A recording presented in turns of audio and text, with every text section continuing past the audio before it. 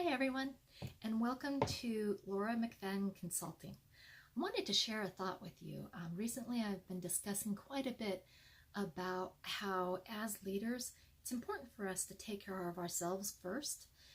So in order to think about it, leaders, we set the tone for the culture in our office. Our teams, everybody follows the tone that we set. So we have to show up every day with the understanding that I have personal responsibility and accountability to be able to set the right tone, the right culture for the team that I'm leading.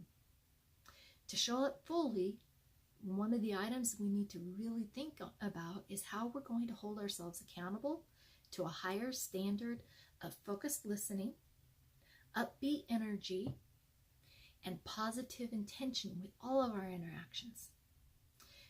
Let me put it this way. Once I had a leader tell me this: leader, lead thyself before you can lead others. And basically what this means is that I need to understand myself, my intentions, what makes me happy, what makes me mad, what might set me off for the day. I need to understand where I am and my mood for the day. And did a driver just cut me off as I was walking in the office and I'm getting really angry and I take it out on my team? All of those are items that I need to be aware of so that I don't bring it into the office with me. So you're probably asking, how can I do this? I have 6 tips that I would recommend on how you can make sure that you have personal accountability and set the right tone for your team. The first, hold yourself accountable for results and outcomes. Understand that you have power over certain areas, but you don't have power over everything.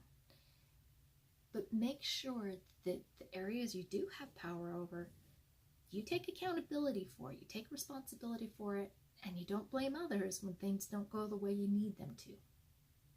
The next item that I'd recommend, step 2, is limit playing the "it's not my fault" or "this isn't in my job description" type mentality. Focus on what needs to be done, figure out what the results need to be, and go out and do it. That's really what a leader needs to do, is step up, be present. Now, when you're having interactions with your staff, it's very important that you have positive interactions. And what that means is you can't, when you're talking with them, having an exchange, make sure that you don't have ulterior motives, that you're trying to get something from them maybe, or make sure that you don't have a hidden agenda. Just fully be present in the conversation. Engage the individual. Care and demonstrate your care. And this leads me into the next item, which is active listening. You need to really listen to the thoughts, the ideas, the concerns that your teammates might have. And to do this, you need to listen without passing judgment or in the back of your mind thinking, been there, tried that, doesn't work, or thinking, well, how should I respond to this? I better figure out how to respond. No, instead, just truly listen and ask questions. Once again, it's about showing that you are present in the moment and you're thinking about how can I listen to them and demonstrate this. So, obviously active listening, you want to be able to nod your head, potentially say, oh, let me make sure I understand this. This is what you've said. Check in to make sure that you're on the same page. The next item that's really critical is keeping your energy level high, keeping it upbeat and positive. So as leaders, I'll give you a little secret, and I know I've been guilty of this in the past. Many times we'll skip breaks, we'll skip lunch because we're so focused on the task and we just want to get it done. But we don't realize that that depletes our energy level. And when that starts to happen, we end up, when we're engaging with our staff, a little short-tempered. And that's not how we need to be. So make sure that you're taking several breaks throughout the day, that you're walking away from your desk, and that you're engaging with your staff. When you see them, talk to them, ask how they're doing, ask how the project is that they've been working on, ask how their kids are. As you walk around, get your mind focused on something else, and then get back to your office and do whatever you needed to do. Last item, I highly recommend that you journal. I know many people, they have different beliefs of journaling. They're not quite sure it's the right thing for them. The reason I recommend it, it's not ooey gooey emotional, but it is someplace where you can write down what triggered you for the day. What made you happy?